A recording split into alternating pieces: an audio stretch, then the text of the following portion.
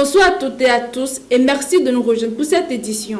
Au sommet de l'actualité, la relance politique du parti de l'ancien président centrafricain François Bozizé, une loi amnistie controversée adoptée au Liban et les nouvelles menaces de Vladimir Poutine contre les pays occidentaux.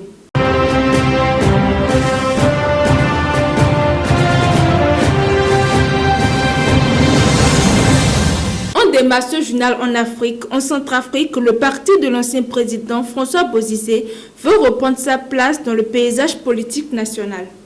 Le KNK, fondé par François Bozizé au pouvoir de 2003 à 2013, a traversé 13 années difficiles, marquées notamment par des divisions internes, une longue période d'inactivité et le départ de plusieurs cadres du pays. Absent des élections générales de 2020 et de 2025, le parti a engagé depuis octobre 2025 un processus de relance. Ses responsables cherchent aujourd'hui à réorganiser les structures de mouvement et à remobiliser les militants sur l'ensemble du territoire. Le KNK affirme désormais pouvoir privilégier l'unité et le dialogue et l'ambitionne à terme de redevenir un acteur majeur de la politique centrafricaine. Direction maintenant le Moyen-Orient où le Parlement libanais vient d'adopter une loi d'amnistie qui pourrait entraîner la libération de plusieurs dizaines de détenus. Au Liban, le Parlement a adopté ce mercredi une loi d'amnistie générale après plusieurs années de débats politiques particulièrement tendus. Le texte pourrait permettre la libération d'environ 80 détenus islamistes sur les quelques 150 personnes incarcérées dans les prisons libanaises dans ce type d'affaires. Cette loi était notamment réclamée par des responsables politiques sunnites libanais ainsi que par les nouvelles autorités syriennes qui demandaient la libération de militants islamistes libanais et syriens accusés de terrorisme. Mais le texte ne fait pas l'unanimité. Plusieurs formations politiques, notamment le courant patriotique libre et le Hezbollah, ont boycotté la séance de vote. Les opposants à l'amnistie craignant notamment que des personnes condamnées pour le meurtre de soldats libanais puissent bénéficier de la mesure.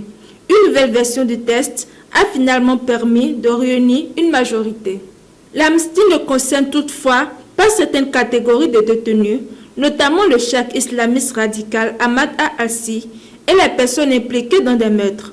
La loi prévoit également des réductions exceptionnelles de certaines peines et entend mettre fin aux détentions provisoires excessivement longues. Et pour terminer cette édition, direction la Russie, où Vladimir Poutine hausse le ton face aux pays européens qui ciblent les navires utilisés par Moscou pour contourner les sanctions occidentales. Le président russe Vladimir Poutine a menacé ce mercredi de saisir des navires occidentaux en représailles à l'arraisonnement de bateaux soupçonnés d'appartenir à la flotte fantôme. Cette flotte est composée de navires utilisés par Moscou pour contourner les sanctions occidentales, notamment dans le transport de pétrole et de marchandises. Vladimir Poutine a dénoncé des actes qu'il assimile à de la piraterie et du banditisme. Il promet une réponse symétrique si des pays occidentaux venaient à saisir et à vendre les biens transportés par ces navires. Cette menace intervient alors que l'Union européenne a récemment autorisé la revente des biens saisis sur certains navires de la flotte fantôme russe.